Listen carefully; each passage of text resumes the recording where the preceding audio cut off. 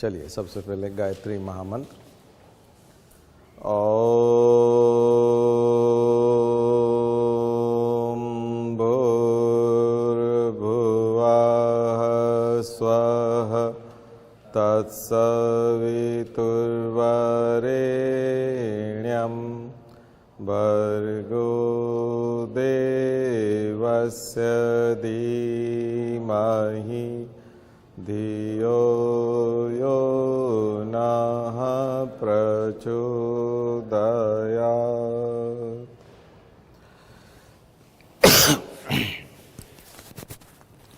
तो कल जो हमने आपको बताया था बेसिक स्ट्रक्चर डॉक्ट्रिन, और ख़ास करके जो हमने बताया था कि मौलिक अधिकार फंडामेंटल राइट्स जो हैं वो अमेंडेबल हैं या नहीं। ये जो हिस्सा है कॉन्स्टिट्यूशन का, ये एक तरह का एक क्वेश्चन है, और ये इसको आप है ना क्वेश्चन के बजाय भी इसको ऐसा मान लीजिए कि लिखने का मटेरियल है ये 1.5 पेज का। और ये 1.5 पेज का जो मटेरियल है लिखने का, जिसमें सारे संविधान संशोधन भी हैं और तमाम प्रकार के सुप्रीम कोर्ट के प्रोमिनेंट डिसीजंस हैं। तो ये जो प्रोमिनेंट डिसीजंस हैं और संविधान संशोधन है, ये संख्या में लगभग 13-14 तक है।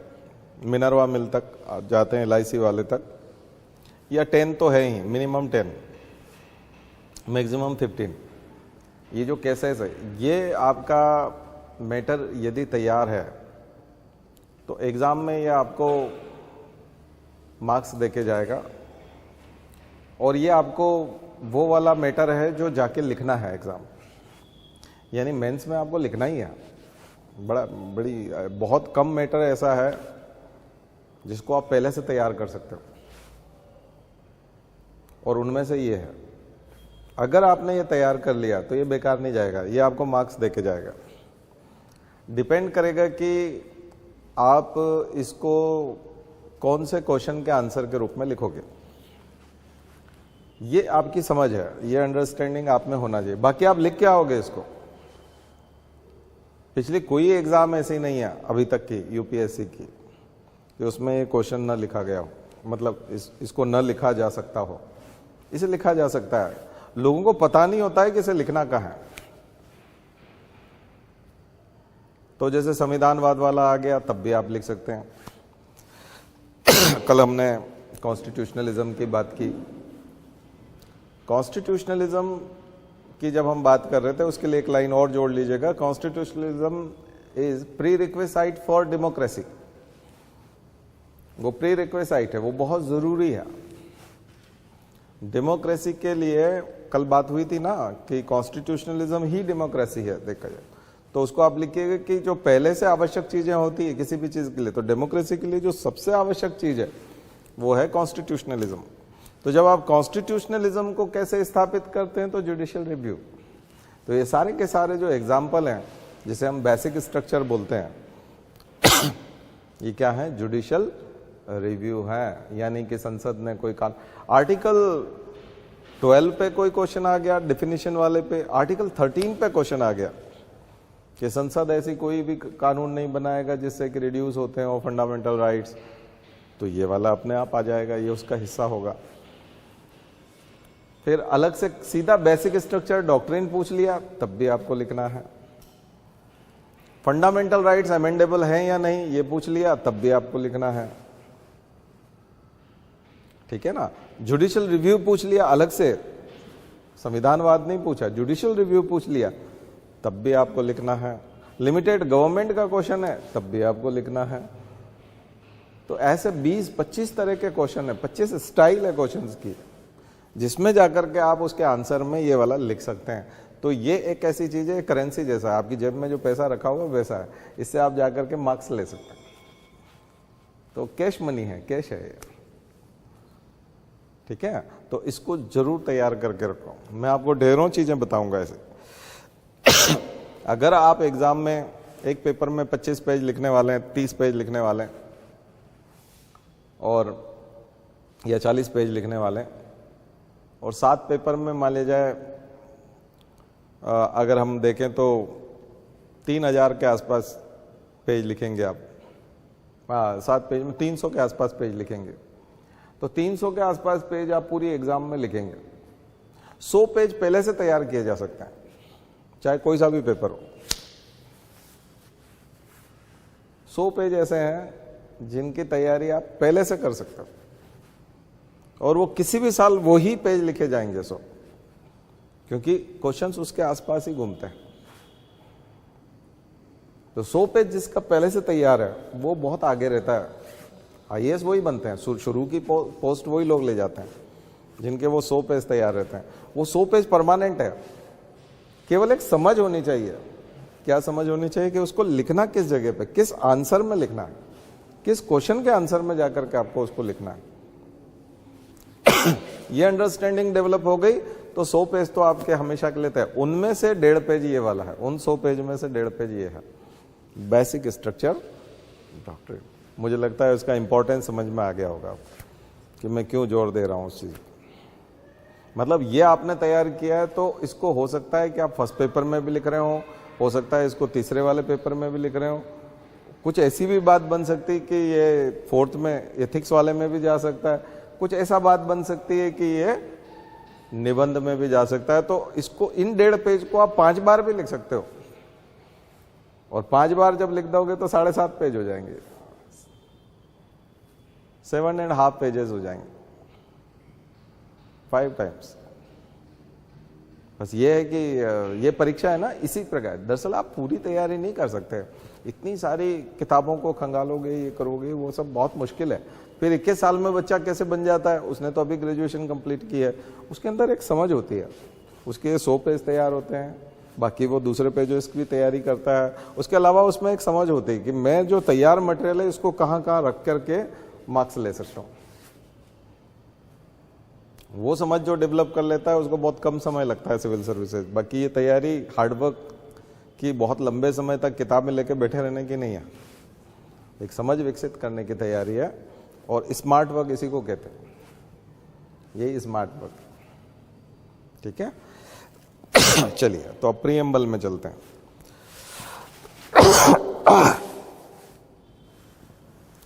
तो 1960 आते आते प्रीएम्बल के बारे में पहले थोड़ा सा इंट्रोडक्शन देख लेते हैं प्रीएम्बल के बारे में, क्योंकि प्रीएम्बल जो है प्रस्तावना, तो प्रस्तावना के बारे में एक बहुत ही नानी पालकी वाला जो थे उनका एक फेमस कोट है, preamble is the identity card of the constitution. ये परिचय पत्र है संविधान का। Preamble is the identity card of the constitution. ये आइडेंटिटी कार्ड है, आधार कार्ड है एक तरह से। किसका? संविधान का प्रीएम्बल। कुछ लोग इसको आत्मा भी लिखते हैं, संविधान की आत्मा भी है। संविधान का उद्देश्य क्या है वो इसमें छुपा पड़ा है। संविधान बनाने का उद्देश्य क्या था वो प्रीएम्बल में है। और सबसे बड़ी चीज है कि प्रीएम्बल हमने लिया कहां से? तो प्रीएम्बल जो लिया गया है वो दो इसके कॉन्सेप्ट, प्रीएम्बल का कॉन्सेप्ट कहां से लिया है? तो concept of preamble borrowed from US constitution and United Nations charter की जो बात हम लोग करते हैं उसका जो प्रीएम्बल है। यूएन का जो प्रीएम्बल है, यूनाइटेड नेशन का, संयुक्त राष्ट्र का, संयुक्त राष्ट्र की प्रस्तावना में हम बोलते हैं हम संयुक्त राष्ट्र संघ के लोग। यूएस कॉन्स्टिट्यूशन की जब हम बात करते हैं तब हम बोलते हैं with the people of the United states. तो वो जो चीज है कि हम लोग, और सबसे बड़ी चीज है कि यहां पर पीपल वर्ड आता है।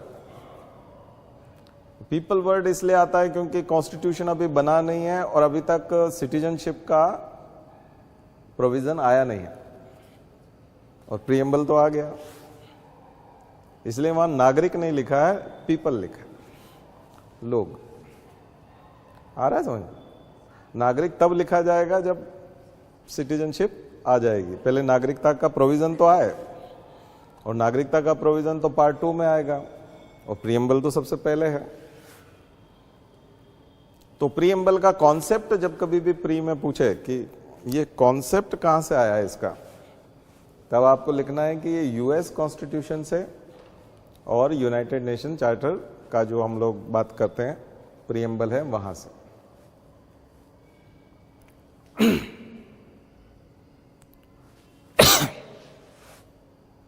यूनाइटेड स्टेट्स ऑफ अमेरिका की जब भी हम बात करते हैं कि कॉन्स्टिट्यूशन जो है, जब हम कॉन्स्टिट्यूशन की बात करते हैं तो सबसे ओल्डेस्ट कॉन्स्टिट्यूशन रिटन कॉन्स्टिट्यूशन। एक क्वेश्चन और बहुत फेमस है, पहले हम उसको कर लें। Written and unwritten constitution, what is difference between written and unwritten constitution, comparison करना कि लिखित संविधान और अलिखित संविधान क्या है।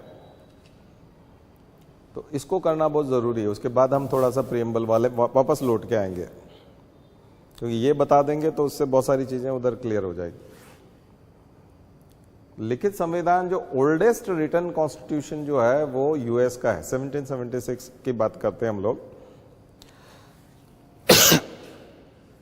ओल्डेस्ट। अब 1776, 1781, उसके बाद बिल ऑफ राइट्स और वो सब आएंगे, हम करेंगे बात। तो कितने साल पुराना हो गया? अभी तो 2024 चल रहा है, 24, 24, 48, पता 250 साल पुराना, 250 साल पुराना रिटर्न कॉन्स्टिट्यूशन है। 250 ईयर्स से एंजॉय कर रहे हैं वहां के लोग उस कॉन्स्टिट्यूशन को। और oldest return constitution, oldest unreturned constitution.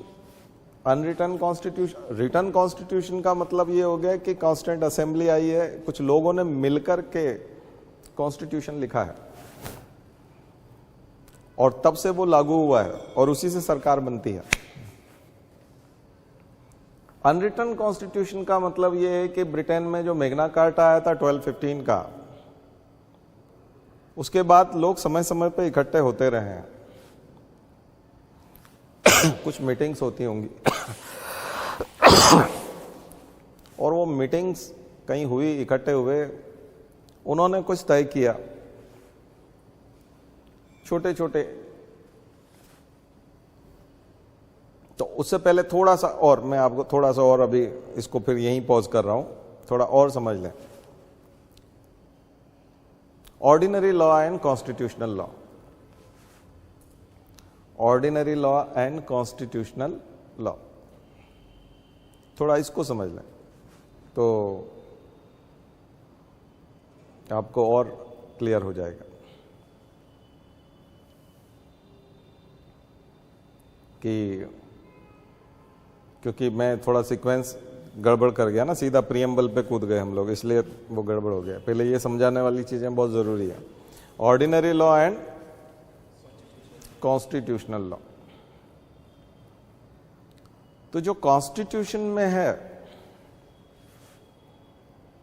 वो कॉन्स्टिट्यूशनल लॉ, जो कॉन्स्टिट्यूएंट असेंबली ने बनाया, कॉन्स्टिट्यूशन के अंदर है, उसको हम बोलेंगे कॉन्स्टिट्यूशनल लॉ। और जो संसद बनाती है समय समय पे, उसको बोलते हैं ऑर्डिनरी लॉ। तो जो अनरिटन कॉन्स्टिट्यूशन है, तो ऑर्डिनरी लॉ के एग्जाम्पल क्या क्या हो जाएंगे? जैसे मनरेगा ऑर्डिनरी लॉ है, आरटीआई एक्ट ऑर्डिनरी लॉ है, ठीक है। ऑर्डिनरी लॉ भी दो तरह के हैं, pre constitutional and post constitutional. Constitution आया उससे पहले सीआरपीसी, सीपीसी, आईपीसी, आईपीसी 1860, वो कब का है? Pre constitutional law.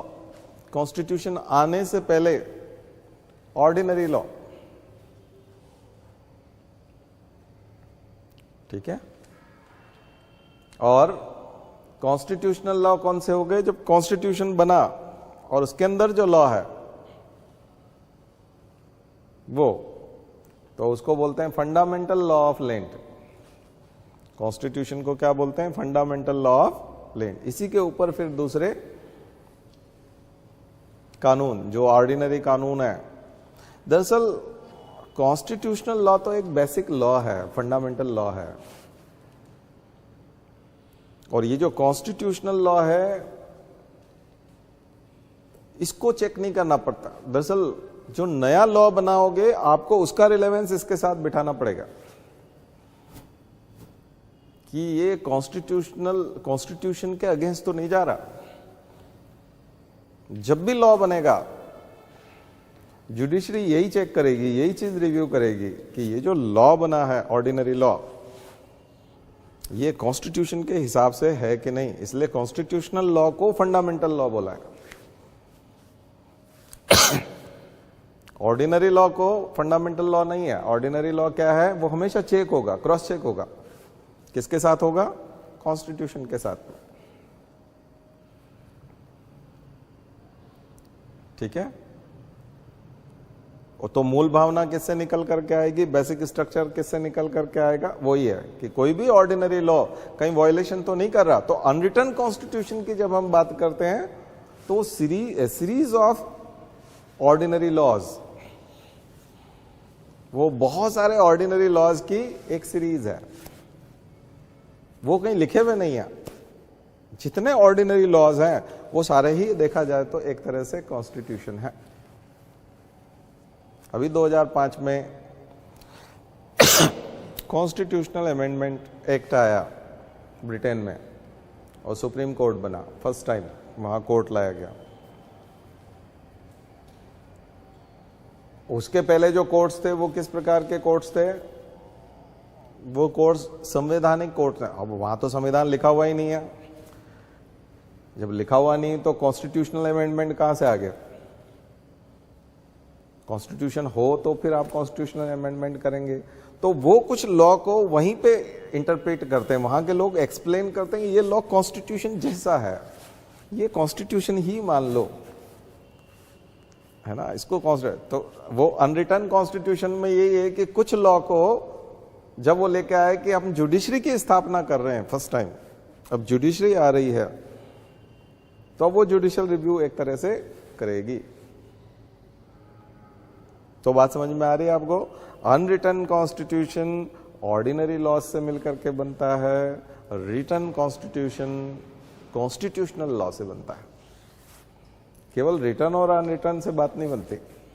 ये सब मेंस में आप कॉन्सेप्ट लिखोगे तो बहुत अच्छा लगेगा। आप फिल्म्स में भी खास करके यूपीएससी जो घुमाता है वो इन्हीं चीजों में घुमाता है। दूसरी चीज, जो कॉन्स्टिट्यूशनल लॉ होता है वहां पार्लियामेंट सुप्रीम होती है। सुप्रीमेसी किसकी होती है? पार्लियामेंट की। उल्टा, कॉन्स्टिट्यूशनल लॉ में कॉन्स्टिट्यूशन सुप्रीम होता है और रिटन कॉन्स्टिट्यूशन में जहां जहां रिटन कॉन्स्टिट्यूशन है वहां पर कॉन्स्टिट्यूशन सुप्रीम होता है और अनरिटन वाले में पार्लियामेंट सुप्रीम होती है। पार्लियामेंट क्यों सुप्रीम होती है अनरिटन वाले में? क्योंकि रिटन तो कुछ है नहीं। तो कौन तय करेगा? पार्लियामेंट। ठीक है। और एक और कौन सा है? रिपब्लिक वाला। नहीं, एक और कुछ आता है ना यहां पे, एक और डिफरेंस आता है कुछ, एक और डिफरेंस है रिटर्न और अनरिटर्न वाला। नहीं, वो तो कैरेक्टरिस्टिक्स। एक वो, हाँ, एक क्वेश्चन एमपीपीएससी का बहुत फेमस है तो वो आप लिख लीजिए, कैरेक्टरिस्टिक्स ऑफ कॉन्स्टिट्यूशन। कैसे? कैरेक्टरिस्टिक्स ऑफ कॉन्स्टिट्यूशन, यानी संविधान के लक्षण क्या क्या है। तो उसमें आप बात कर रहे हो रिजिड और वो, यहाँ सीक्वेंस थोड़ा गड़बड़ा गया इसलिए वो एक आध पॉइंट चला गया, कोई बात नहीं, कोई बात नहीं, आप देख लीजिएगा। बाकी रिटर्न और अनरिटर्न वाली चीज समझ में आ गई कि रिटर्न कॉन्स्टिट्यूशन जो होता है। अब रिटर्न कॉन्स्टिट्यूशन में देखेंगे तो भारत का कॉन्स्टिट्यूशन सबसे बड़ा कॉन्स्टिट्यूशन लिखा हुआ हमारा, अगर आप पेज डाउनलोड करोगे गवर्नमेंट ऑफ इंडिया की जो मिनिस्ट्री ऑफ लॉ है उसकी जो वेबसाइट है, वहां से अगर आप इंडियन कॉन्स्टिट्यूशन डाउनलोड करोगे तो 404 पेज का है, 400 से ज्यादा पेजेस का है। और अगर आप यूएस कॉन्स्टिट्यूशन डाउनलोड करोगे तो कितने पेज का है?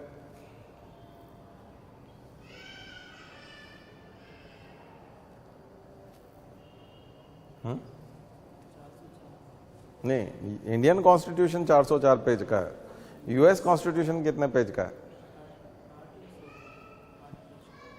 8 पेज का नहीं, ज्यादा का है। 17 पेजेस, यस, 17 पेज का है। यूएस कॉन्स्टिट्यूशन कितना है? केवल 17 पेज का है, रिटर्न कॉन्स्टिट्यूशन है।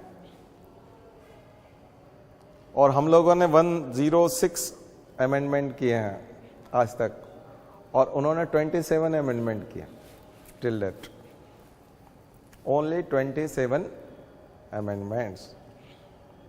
तो रिटर्न कॉन्स्टिट्यूशन के एग्जाम्पल में ये लिखिएगा, सबसे बड़ा संविधान। क्यों?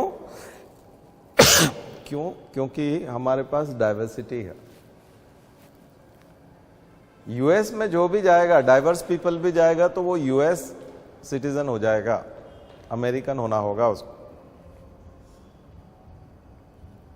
वो अमेरिकन हो जाएगा, ठीक है। तो उसको बोलते हैं कि ये एक तरह का मेल्टिंग पॉट है या फिर ये सूप है। यूएस कॉन्स्टिट्यूशन एक तरह का सूप है, यूएस सिटीजनशिप एक तरह की सूप है, यूएस कल्चर जो है वो एक तरह का सूप है, जहां जो भी जाएगा, आपने उसमें चुकंदर डाला, आपने उसमें टमाटर डाला, आपने उसमें लौकी डाल दी, कुछ भी डाल दिया सूप में, वो उबल करके लिक्विड हो जाता है और अपनी आइडेंटिटी खो देता है, अपनी खुद की आइडेंटिटी खो देता है। वो क्या होता है? सूप। इसलिए इंडियन अगर वहां जाकर के नागरिकता ले लेता है तो वो अपने आप को अमेरिकन बोलता है। इसलिए उपराष्ट्रपति जो है वो कभी भी ऐसा कहते हुए नहीं दिखेंगे। कभी भी आप जब बनी थी उपराष्ट्रपति अमेरिका की, कौन थी? कमाला हैरिस। हम लोग कमला बोल देते हैं थोड़ा सा, लेकिन वो कमाला हैरिस, वो अपने आप को कमाला हैरिस बोलती हैं और लिखती हैं।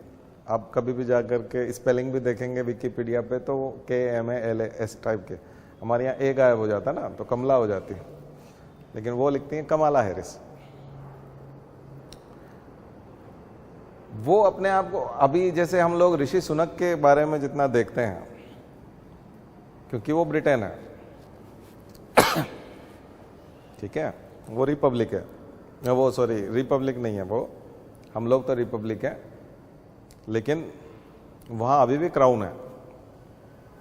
वो डेमोक्रेसी तो कहलाता है लेकिन रिपब्लिक नहीं है। अभी आएंगे हम लोग प्रियम्बल में। तो ऋषि सुनक भारत में भी आएंगे, मंदिर पे भी आएंगे, बार बार ऐसा लगेगा कि वो इंडियन है। राष्ट्रपति, हमारे प्रधानमंत्री राष्ट्रपति से भी मिलेंगे तो ऐसा लगेगा कि वो इंडियन है ना। इंडियन अपनी आइडेंटिटी को एक तरह से उन्होंने बरकरार रखा हुआ है। लेकिन यूएस में कमाला हैरिस, क्या दिक्कत है? वाइस प्रेसिडेंट के समय में हमारे यहाँ इंडिया में कितना जोर शोर से स्वागत हुआ और ये हुआ सोशल मीडिया पे, और ये उसके बाद क्या हुआ? अब तो दिखता नहीं कहीं कुछ। क्या कारण है? तो हमारा जो कल्चर है, हमारा जो कॉन्स्टिट्यूशन है, वो जो बनाने की बात करता है वो सैलेड बाउल की तरह बात करता है। सैलेड बाउल में आप देखेंगे कि जो सलाद काट के रखते हैं, आप चाहें तो अलग अलग कर सकते हैं। अगर सैलेड में 6-7 तरह की चीजें हैं बाउल में पूरे में, और आप कांटे से खा रहे हैं चम्मच से खा रहे हैं, तो आप जिसको छोड़ना चाहते हैं उसको छोड़ भी सकते हैं। तो हमारे यहाँ बहुत अच्छा गुलदस्ता है, हमारे यहाँ बहुत अच्छा सैलेड बाउल की तरह बहुत कलरफुल लोग हैं, डाइवर्सिटी है, बट उनकी आइडेंटिटी मेंटेन है, वो आइडेंटिफाई किए जा सकते हैं, वो एक हैं, एक ही बाउल में रहते हैं, एकजुटता है, इंटीग्रिटी भी है, बट उनकी आइडेंटिटी खत्म नहीं हुई है। तो जो एक राष्ट्र एक सिद्धांत की बात हम लोग करते हैं कई जगह, वन नेशन वन फलाना ये वो कॉन्स्टिट्यूशन के अगेंस्ट थ्योरी जाती है, कॉन्स्टिट्यूशनलिज्म के अगेंस्ट जाती है। फिर हम यूएस कॉन्स्टिट्यूशन के हिसाब से बात कर रहे हैं, और फिर उसके जैसा होना पड़ेगा हमको, वैसा लिबरल बनाना पड़ेगा। तो वहां जो राइट्स की बात आती है, वहां बिल ऑफ राइट्स आया 3 साल बाद। कॉन्स्टिट्यूशन आने के बाद वहां फिर डिबेट हुई कि हमने क्या बना दिया और क्यों बनाया था। तो उन्होंने कहा कि नहीं ऐसा है, तो गवर्नमेंट हमको यूनाइटेड स्टेट तो बनाना पड़ेगा, यूनाइटेड स्टेट इसलिए बनाना पड़ेगा, वो 13 कॉलोनीज थी, उन पर कॉलोनाइजर आ रहे हैं, और 13 कॉलोनीज जो न्यूयॉर्क वाले साइड की जो ईस्ट वाली थी, वो ईस्ट वाली 13 कॉलोनीज जो थी उनका व्यापार होता था समुद्र के माध्यम से, अटलांटिक से अटैक होते थे बार बार। तो हम प्रोटेक्ट कैसे करें खुद को, तो हमको यूनाइट होना होगा। तो जो 13 बड़ी कॉलोनीज है, वर्जीनिया और वो सब तमाम टेक्सास और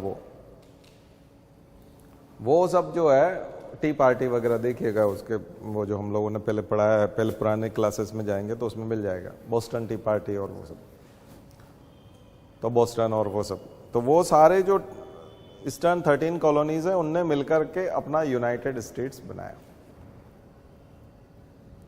और वो कॉन्ट्रैक्ट एग्रीमेंट से था। इसलिए जब हम बात करेंगे अभी आर्टिकल 1 में या 2 में या 3 में कि भारत जो है वो फेडरेशन है क्या, फेडरलिज्म, तो भारत फेडरल नहीं है, फेडरल स्ट्रक्चर हम नहीं मान सकते पूरी तरह से। खास करके अंबेडकर ने कहा कि एग्रीमेंट से नहीं बना हुआ है।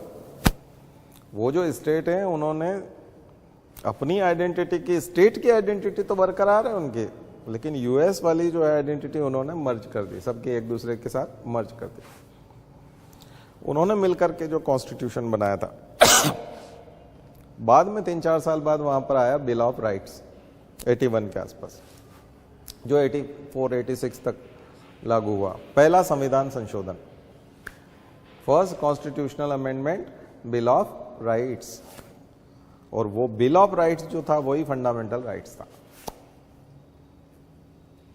तो कॉन्स्टिट्यूशन को थोड़ा सा अंडरस्टैंडिंग करने के लिए, कॉन्स्टिट्यूशन की जो भावना है कहां से लाई, इसलिए हम फंडामेंटल राइट्स कहां से लेके आए, वहीं से, बिल ऑफ राइट्स से, मौलिक अधिकार। और उन बिल ऑफ राइट्स में इतना ज्यादा राइट दिया हुआ है, उसकी जब व्याख्या करते हैं तो जो जॉनसन वर्सेस यूएस फ्लैग वाला जो केस है वो पढ़िएगा, बहुत इंटरेस्टिंग केस है कि लिबर्टी कितनी होनी चाहिए। तो लिबर्टी देते देते बहुत आगे निकल जाते हैं।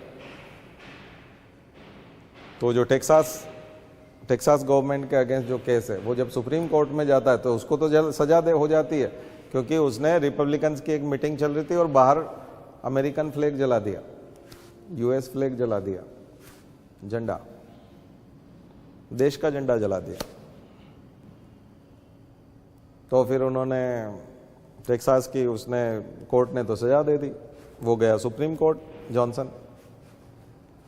और जब सुप्रीम कोर्ट गया तो सुप्रीम कोर्ट ने कहा कि बिल ऑफ राइट्स के हिसाब से ये इसका राइट बनता है, फ्रीडम ऑफ एक्सप्रेशन, कि ये विरोध दर्ज कराने के लिए झंडा भी जला सकता है, ये इसका राइट है। और इससे देश का कोई अपमान नहीं हो। हमारा देश इतने खुले विचारों वाला है कि हम इतना राइट देते हैं, इसको अधिकार है अभिव्यक्ति का है, समझ में। इसलिए यूएस होना तो बहुत मुश्किल काम है।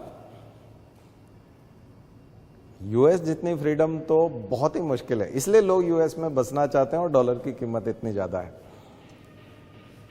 क्योंकि वहां फ्रीडम बहुत है। इसलिए वहां स्टेच्यू ऑफ लिबर्टी है। हमारे यहाँ तरह तरह के देवी देवता, वहां स्वतंत्रता की देवी है। वहां देवी किस बात की है? स्वतंत्रता, स्टेच्यू ऑफ लिबर्टी, सबसे बड़ी मूर्ति, अमेरिका की सबसे बड़ी मूर्ति स्टैच्यू ऑफ लिबर्टी, यानी कोई लिबर्टी की भी देवी बना सकता है, उसकी भी मूर्ति बना सकता है। वो गॉडेस की तरह पूजी नहीं जाती, इंजॉय की जाती। कोई वहां माला नहीं पहनाता, कोई वहां पूजा पाठ नहीं करता, उसको अपनी जिंदगी में एंजॉय करता है। थोड़ा सा अजीब लग सकता है, लेकिन वो उसको सुप्रीम कोर्ट ने उसको महानता से लिया, 5-4 से लिया। 5 जजेस जॉनसन के फेवर में गए।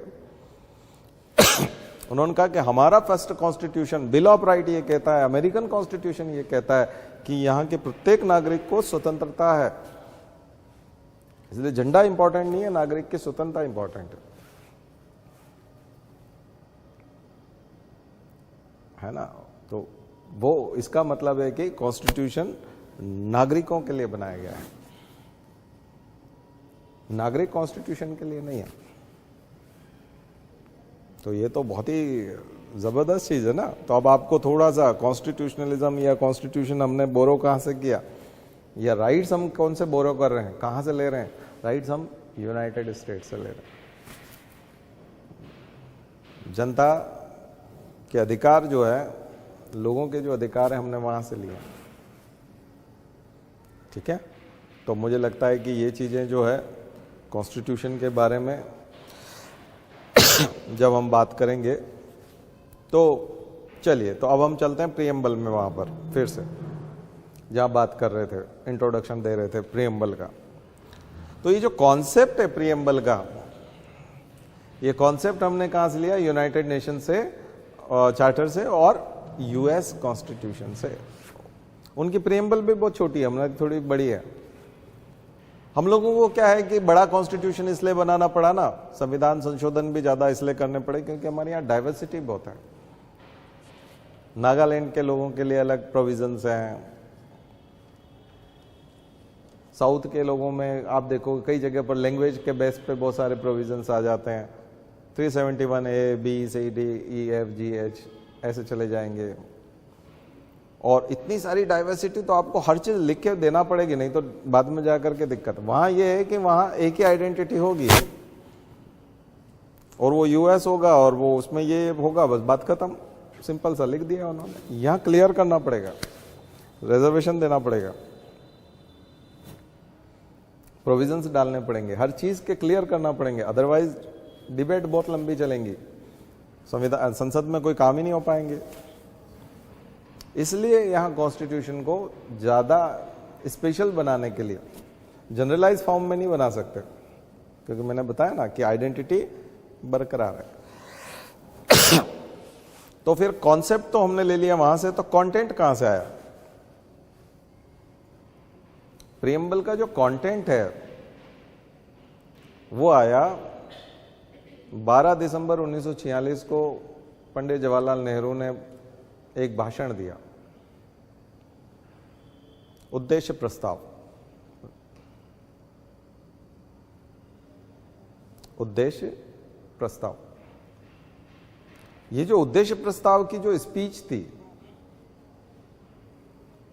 इस स्पीच को 22 जनवरी 1947 को कोडिफाइड किया, एक तरह से उसको ड्राफ्ट किया, उसका ड्राफ्ट बनाया। 22 जनवरी 1947 को उसका ड्राफ्ट बनाया गया और ड्राफ्ट बना करके बहस हुई। और वो जो बहस हुई संविधान सभा में, उसके बाद संविधान सभा के सदस्यों ने उसको पास किया, वोटिंग से, बहुमत से पास किया। उसको उद्देश्य प्रस्ताव कहा गया। उद्देश्य प्रस्ताव का भाषण, स्पीच, और बाद में उसका पास होना, दोनों डेट याद होनी चाहिए। ये क्या था? ये प्रीएम्बल का कंटेंट है। तो ये जो प्रीएम्बल है, हमारा प्रस्तावना, ये जवाहरलाल नेहरू का भाषण है, मूल भाषण है, वहां से इसे बनाया गया है। ठीक है, तो कभी भी क्वेश्चन आता है कॉन्सेप्ट और कभी भी आता है कंटेंट, तो आप दोनों को अलग अलग बता पाएंगे। तो पहला केस 1960 का आता है, बेरुबारी केस, जिसमें वो बताते हैं कि सुप्रीम कोर्ट कहता है कि ये संविधान का भाग नहीं है।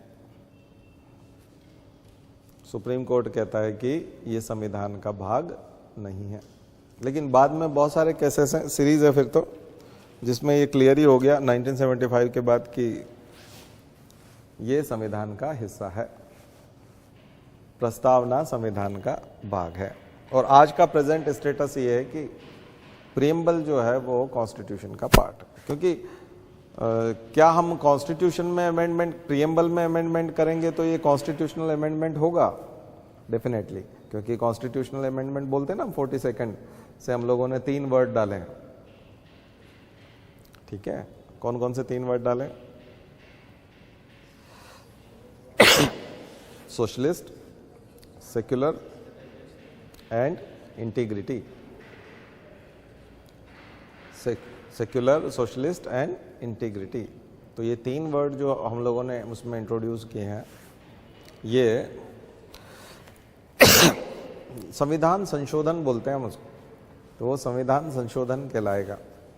ठीक है, तो ये सारा पढ़ लीजिएगा। प्रीएम्बल बड़ा इंटरेस्टिंग चीज़ है, बहुत ही आपको लगेगा कि एक और चीज़ है, प्रीएम्बल को जब हम वो लेते हैं कि किस दिन इस पे सिग्नेचर हुए, तो वो अलग है, उसका डे दिया हुआ है, उसमें तारीख दी हुई है 26 नवंबर 1949, 1949।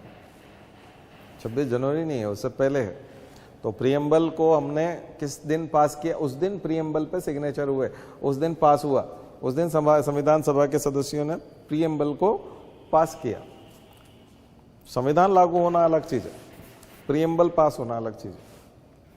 तो प्रीएम्बल कौन से दिन पास हुई? 26 नवंबर 1949, 1949।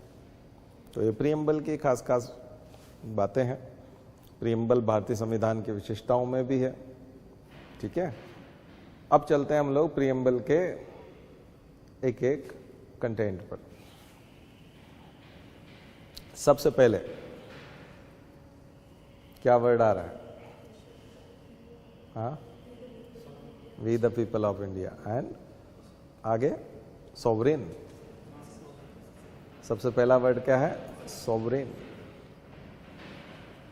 संप्रभुता, सोवरेनिटी।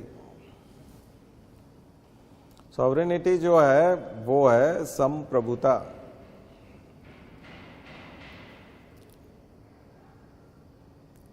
ये चीज बहुत इंपॉर्टेंट इसलिए थी, और खास करके 26 नवंबर 1949 को तो बहुत ही इंपॉर्टेंट थे, क्योंकि हम जो आजादी ले रहे थे, जब हम बोल रहे हैं कि हमको आजादी दी गई या हमने आजादी ली है, तो इस शब्द में ही सॉवरेनिटी कंप्रोमाइज हो रही है। ठीक है, सॉवरेनिटी कंप्रोमाइज हो रही है कि फ्रीडम ऑफ इंडिया एक्ट 1947, ये कहां पास हुआ था? भारत में तो हुआ नहीं था, ब्रिटेन की संसद ने पास किया था। Freedom of India act 1947, independence act, स्वतंत्रता अधिनियम, ये किसने पास किया था? यूके ने किया, यानी ब्रिटेन ने किया था। और ब्रिटेन पास कर रहा है, इसका मतलब वो स्वतंत्रता दे रहा है, मतलब वो कृपा कर रहा है एक तरह से। और आप स्वतंत्र हो रहे हैं, मतलब आप बेनिफिशियरी हो, तो वो ऊपर है, वो सुपर है, वो आपको दे रहा है। तो सबसे पहले स्वतंत्रता प्राप्त करने से पहले सबसे पहले तो हमको यही डिक्लेयर करना था।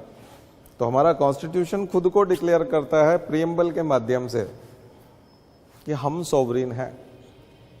सोवरेनिटी जो है हमारी इंटरनल एक्सटर्नल दोनों प्रकार की है, इंटरनल सोवरेनिटी भी और एक्सटर्नल सोवरेनिटी। ये लोगों से, इसीलिए लिखा है उसने कि we the people of India. और सबसे बड़ी बात, हम आत्मार्पित करते हैं खुद को ही, हमको ब्रिटेन ने नहीं दिया है।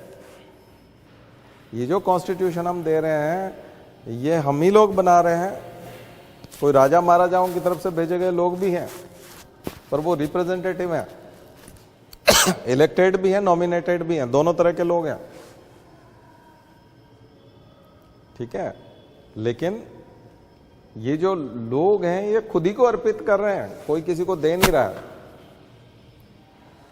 एक दूसरे को भी नहीं दे रहे, सब खुद को ही अर्पित कर रहे हैं, सब मिलकर। तो ये बड़ी चीज थी। तो सोवरेंटी किस प्रकार की है, हमारे डिसीजन हम ही लेंगे, हमारी खुद की सेना होगी, हमारा कम्युनिकेशन होगा, हमारी एक्सटर्नल सिक्योरिटी होगी, इंटरनल सिक्योरिटी भी हम देखेंगे, सारे डिसीजन मेकिंग हमारे खुद से होंगे। सॉवरेंटी पहले कौन कर रहा था? पहले ब्रिटेन कर रहा था। जब हम डोमिनियन स्टेटस की बात करते हैं तो क्या कंप्रोमाइज होता है? सबसे पहले सॉवरेंटी कंप्रोमाइज होती है ना, सॉवरेंटी कंप्रोमाइज होती है। संप्रभु तो आप नहीं है। तो भारत एक संप्रभु राष्ट्र है,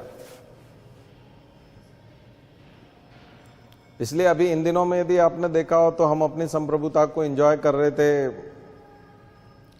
यूरोप और अमेरिका जो था वो यूक्रेन के साथ था, हम भी कोई रशिया के उस तरह से साथ नहीं थे, लेकिन हम यूक्रेन के और रशिया के वॉर को, रशिया के आक्रमण को भी सही नहीं ठहरा रहे थे, और रशिया से ऑयल भी खरीद रहे थे। जबकि प्रेशर ये था कि रशिया से संबंध तोड़ने हैं। लेकिन अगर उस प्रेशर में यदि आप संबंध तोड़ते हैं तो फिर आप सोवरेन नहीं है समझ, संप्रभु नहीं है। तो आपने उस प्रेशर को महसूस नहीं किया, यही सोवरेंटी है कि आप अपने डिसीजन खुद अपने हिसाब से लेते हैं। क्लियर? अब दो एग्जाम्पल आते हैं, कॉमनवेल्थ का और यूनाइटेड नेशन का। क्या आप यूनाइटेड नेशन के मेंबर हैं? और यूनाइटेड नेशन अगर तय करता है तो फिर आपको मानना पड़ता है, तो फिर सॉवरेंटी कहाँ है? आपने तो तय नहीं किया। ऐसे ही कॉमनवेल्थ के मेंबर भी आप हैं, और कॉमनवेल्थ में अगर कुछ डिसाइड हुआ तो वो सबके ऊपर लागू होगा, तो फिर आप सोवरेन कहाँ हैं? सोवरेंटी कहाँ चलेगी? तो इन दोनों के लिए जवाहरलाल नेहरू ने एक्सप्लेन किया था उस समय में कि ये वॉलेंटरीली है, हम गए हैं, हमने सिग्नेचर किए हैं, इसलिए खुद जाकर के खुद सिग्नेचर करना और किसी ग्रुप में शामिल होना और फिर तय करना कि हाँ हम सब डिसिप्लिन को मानेंगे और आप जो कहोगे वैसा सब लोग करेंगे, ये सोवरेंटी, उसके बावजूद इंटरनल एक्सटर्नल सोवरेंटी रहेगी। ठीक है? तो मुझे लगता है कि सोवरेंटी के बारे में ये वाली जो चीजें हैं ये, और सबसे बड़ी बात है, हमने जो सोवरेंटी की बात करते हैं तो संप्रभुता किस में मानते हैं? पब्लिक में, लोगों में, पीपल ऑफ इंडिया। क्वेश्चन आते हैं ऐसे कि सोवरेंटी काउंसिल ऑफ मिनिस्टर्स में है, सोवरेंटी पार्लियामेंट में है, सोवरेंटी जनता में, लोगों में। किसमें है सोवरेंटी? भारत के लोगों में है। तभी तो वो सत्ता परिवर्तन कर देते हैं ना, अपनी सत्ता के लिए बिल्कुल दूसरा व्यक्ति ले आते हैं, और बिना खून खराबे के सत्ता परिवर्तन हो जाता है। दुनिया के कई देश हैं, आज भी राष्ट्रपति चेंज होते हैं तो खून खराबा होता है, गोलियां चलती हैं, कई लोग मारे जाते हैं, सड़कों पे लोग होते हैं। हमारे यहाँ सिंपल है, चुनाव के रिजल्ट्स आते हैं, वो खाली कर देता है, सीट खाली, पीएमओ खाली हो जाता है, चीफ मिनिस्टर ऑफिस खाली हो जाता है, निवास खाली कर देते हैं। प्रधानमंत्री, मुख्यमंत्री अपना निवास खाली करके दूसरी जगह रहने चला जाता है, वहां फिर नया आने वाला मुख्यमंत्री वहां रहने लगता है। कोई खून खराबा नहीं। मतभेद हो सकते हैं, बयान कोई दे सकता है, लेकिन खून खराबा नहीं होता। इसी को बोलते हैं कॉन्स्टिट्यूशन। ये कौन चला रहा है सारा चीज? कॉन्स्टिट्यूशन। इसलिए इस देश को संचालन कौन करता है? कॉन्स्टिट्यूशन। ठीक है? देखिए, कॉन्स्टिट्यूशन हमारे रोजमर्रा की जिंदगी के लिए नहीं है, ध्यान रखिए। पड़ोसी ने पानी फेंक दिया था, उसने दीवार तोड़ दी, फलाना कर दिया, ये कर दिया, एक ने गाली दे दी, उसने उसके पैसे खा लिए, ये सब चीज़ों के लिए उसके लिए पुलिस थाने है, उसके लिए हमारे पास आईपीसी है और अलग अलग एक्ट हैं। अगर कोई ड्रग्स नारकोटिक्स टाइप की लेके जा रहा है तो एनडीपीएस एक्ट है, फलाना और कुछ कर रहे हैं तो उसके लिए दूसरा एक्ट है, आईटी में अगर किसी ने कुछ गड़बड़ किया तो आईटी एक्ट है ना, इंफॉर्मेशन टेक्नोलॉजी में। तो सबके लिए डिफरेंट एक्ट है, स्पेशलाइज्ड एक्ट है, उसके लिए पुलिस है, एजेंसीज हैं, ट्रिब्यूनल्स हैं, कोर्ट्स हैं, आप जा सकते हैं। लेकिन कॉन्स्टिट्यूशन है वो सरकार को चलाने के लिए, देश को चलाने के लिए, चुनावों के लिए। आप जो कमीशंस देखते हैं जितने कॉन्स्टिट्यूशन में, तो इसलिए कॉन्स्टिट्यूशन का इंपॉर्टेंस जो है वो राष्ट्र के संचालन में है कि एक राज्य एक राष्ट्र कैसे सामूहिक रूप से चलता है और कैसे डिसिप्लिन में रहता है, बिना खून खराबे के सत्ता परिवर्तन करता है, इलेक्शन करा लेता है। और बड़े बड़े जो मसले हैं, राष्ट्रीय स्तर की जो चीज़ें हैं, लैंग्वेज वाली चीज़ें हैं, नए राज्य बनाने की जो चीज़ें हैं, ये चीज़ें, और सबसे बड़ी बात है कि वो एक प्रक्रिया देता है कानून बनाने की कि ऑर्डिनरी लॉज कैसे बनेंगे। जब भी जरूरत पड़े लॉ बनाइए, कानून बनाइए, जरूरत है कानून बनाइए। कॉन्स्टिट्यूशन में लग रहा है दिक्कत आ रही है तो चेंज कर दीजिए, अमेंडमेंट कर दीजिए। बाकी राष्ट्र को सुसंचालन करते रहिए, देश में कोई दिक्कत नहीं होनी चाहिए। लोगों की रोजमर्रा की जिंदगी की प्रॉब्लम है, उसके लिए अलग अलग ग्रीवांस पोर्टल हैं, क्रिमिनल टाइप की चीजें हैं, उसके लिए पुलिस थाने हैं, पुलिस मदद करेगी। बाकी जगहों पर अलग अलग तरह की चीजें व्यवस्था बनाएगी। संस्थाएं हैं, इंस्टीट्यूशंस है, ऑर्गेनाइजेशंस है। इसीलिए बोलते हैं कि इंस्टीट्यूशंस और ऑर्गेनाइजेशंस बनी रहनी चाहिए, कोर्ट्स बने रहने चाहिए, तो देश बना रहेगा। अगर आप इंस्टीट्यूशंस के साथ खेलेंगे, ऑर्गेनाइजेशंस के साथ खेलेंगे, कॉन्स्टिट्यूशन के साथ खेलेंगे, तो आप ये जो 75 साल का जो सफर है और इसमें जो सफलता है उसके साथ आप छेड़छाड़ कर रहे हैं, तो आप आग से खेल रहे हैं। उसके बाद आपको हो सकता है लंबे समय तक, 2 साल तक, 5 साल तक कर्फ्यू लगा के रखना पड़े, लंबे समय तक लॉकडाउन करना पड़े, एक तरह से इंटरनेट शटडाउन करके रखना पड़े। तो ये तो फिर जो है विकास नहीं है। तो ये परिस्थितियां ना हो, पीस बनी रहे और सब लोग मिलजुल करके काम करते रहें।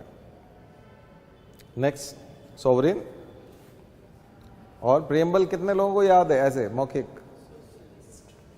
हाँ, याद करिए। सबसे पहले तो लिखिए उसको 10 बार, 15 बार, 20 बार लिखिए उसको। प्रियम्बल झोंकाते हुए याद होना चाहिए।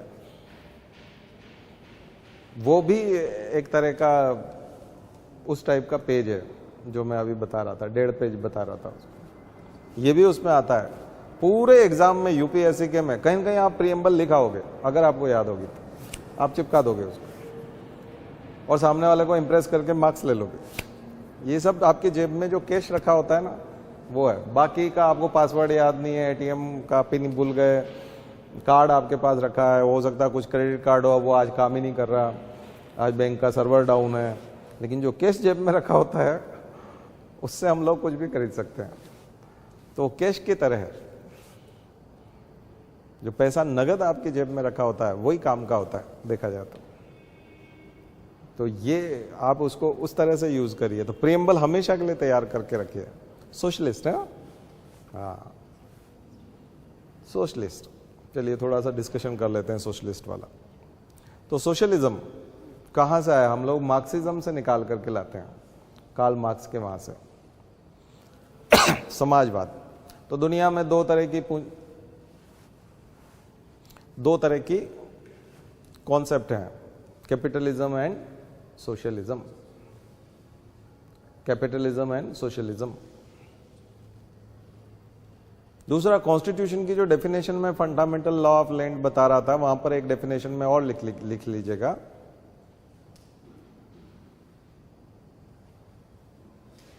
कि कॉन्स्टिट्यूशन में जो होता है वो आइडिया एंड क्या था word? Philosophy and idea. Yes, philosophy and ideology. Idea of India बोल सकते हो. हमारा कॉन्स्टिट्यूशन क्या है या प्रीएम्बल क्या है? Idea of India. Idea of India. तो कॉन्स्टिट्यूशन जो होता है वो फिलॉसफी एंड आइडियोलॉजी होती है उस कंट्री की. कॉन्स्टिट्यूशन क्या होता है ये जरूर लिखिएगा. कॉन्स्टिट्यूशन की डेफिनेशन में जब कहीं कहीं लिखें या कैरेक्टरिस्टिक लिखें तब आप लिखिएगा कि विचारधारा और दर्शन, उस देश का विचारधारा और दर्शन जो है उस कॉन्स्टिट्यूशन में दिखाई पड़ेगा. कॉन्स्टिट्यूशन वो होता है, सामान्य डॉक्यूमेंट नहीं है, बल्कि उसकी देश की विचारधारा और दर्शन क्या है वो कॉन्स्टिट्यूशन में है. और सोशलिज्म जो है वर्ड चाहे 42nd अमेंडमेंट से उसमें आया हो 76 में, लेकिन ये वर्ड सोशलिज्म आपको लगभग सारे आर्टिकल्स में दिखाई पड़ेगा आइडियोलॉजी एंड फिलोसॉफी के रूप में. सोशलिज्म इंडिया की आइडियोलॉजी है, इंडिया की फिलोसॉफी है. समाजवाद और अमेरिका का जो आइडिया और सोशलॉजी है, आइडियोलॉजी और जो फिलोसॉफी है वो क्या है? कैपिटलिज्म. इसलिए डोनाल्ड ट्रंप जब चुनाव में गए और उन्होंने जब भाषण दिया तो उन्होंने कहा कि अगर बाइडेन और ये लोग जीते, हिलेरी क्लिंटन और ये, तो ये सोशलिज्म ले आएंगे यहां पर. ये क्या ले आएंगे? सोशलिज्म ले आएंगे. लोगों को वो डरा रहा था कि यहां सोशलिज्म आ जाएगा, जबकि हम तो कैपिटलिस्ट कंट्री हैं. यानी कि वो वहां की विचारधारा है. कैपिटलिज्म वहां की विचारधारा है, वहां का फिलॉसफी है. और हमारे यहां सोशलिज्म किसमें लिखा? प्रस्तावना में हमने जोड़ा. वहां के लिए सोशलिज्म गाली है. यू ब्लडी सोशलिस्ट है ना, ऐसा बोल सकते हैं. मतलब तुम सोशलिस्ट हो, मतलब एक तरह से तुम मतलब देशद्रोही हो. यूएस सिटीजन होकर के सोशलिस्ट कैसे हो सकता है? और हमारे यहां वो सम्मान की बात है. अगर आप सोशलिस्ट हैं तो आप सम्मान की बात है. और हमारा पूरा स्वतंत्रता संघर्ष देखेंगे तो आप सोशलिज्म का विकास होता हुआ दिखेगा. खास करके सुभाष चंद्र बोस कम्युनिस्ट है. कम्युनिज्म से थोड़ा सा ये सॉफ्ट, कम्युनिज्म जो होता है साम्यवाद, वो जो बराबरी की बात करते हैं, और सोशलिज्म में जो बराबरी की बात करते हैं, दोनों में अंतर है. सोशलिज्म में भी इक्वालिटी की बात है और कम्युनिज्म में भी इक्वालिटी की बात है. लेकिन यहां जो इक्वालिटी है, सोशलिज्म में जो इक्वालिटी है, वो डिस्क्रिमिनेशन नहीं करती. यानी कि अगर वो, इसलिए वो बोलते हैं कि जो इनइक्वालिटी है वो तो खत्म होनी चाहिए, लेकिन इनकम का जो इनइक्वालिटी है उसको आप मिनिमाइज कीजिए. स्टेटस की इनइक्वालिटी को खत्म कीजिए. क्या करना है?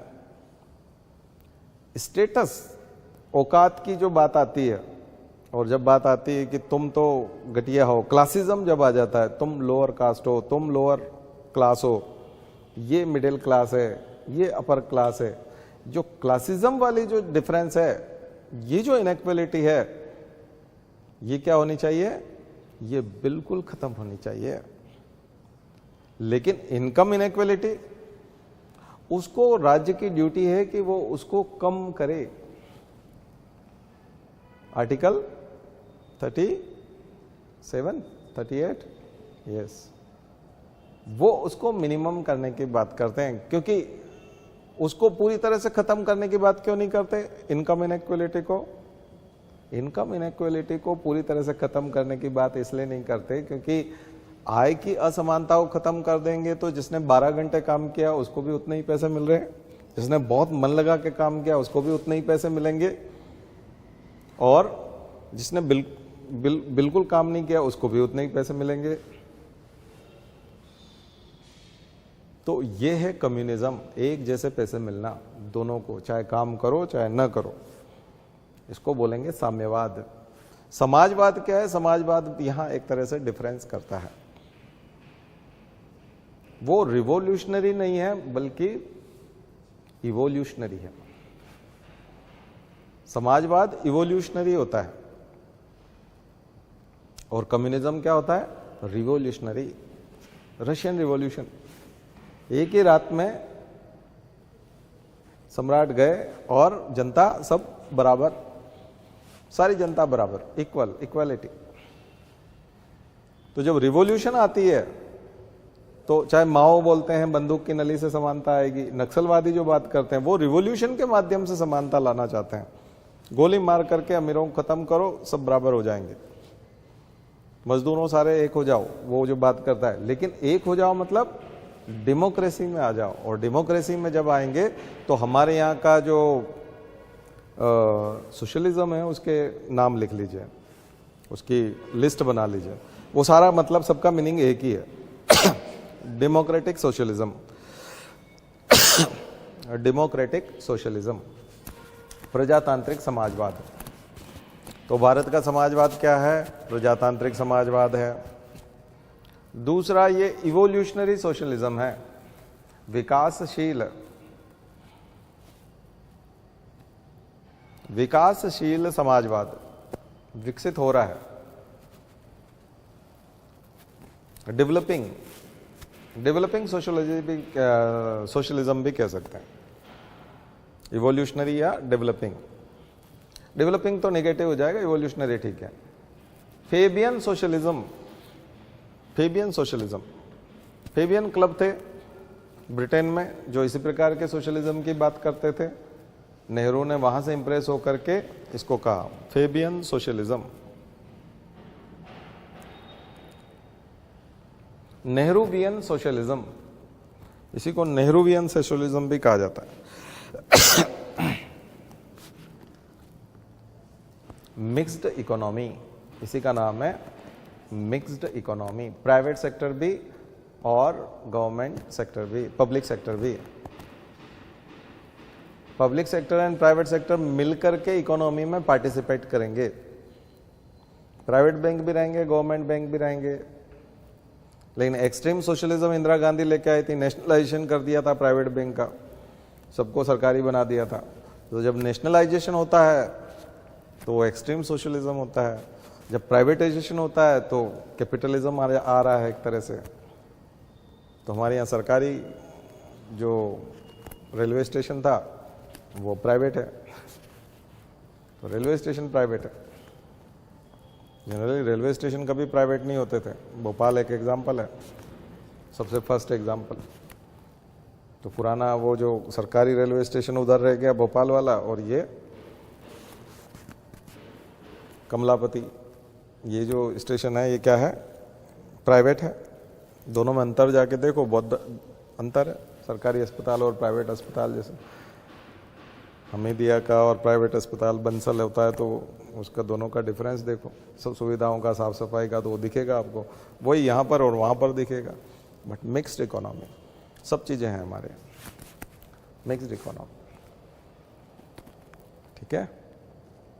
तो ये जो है सोशलिज्म हमारे यहाँ एडॉप्ट किया गया है, और ये वर्ड भी उसके साथ जुड़ा है 42nd अमेंडमेंट में, सोशलिज्म।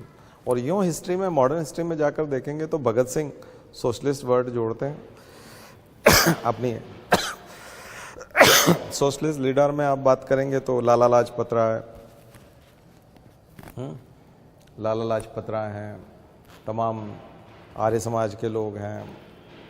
सोशलिस्ट लीडर में सुभाष चंद्र बोस हैं। सोशलिस्ट कांग्रेस का भी एक सोशलिस्ट विंग था, तो जो हमने अभी मॉडर्न हिस्ट्री खत्म किया है उसमें जाकर के पढ़िएगा, ठीक है। चलिए, तो आज की बात यहीं खत्म करते हैं।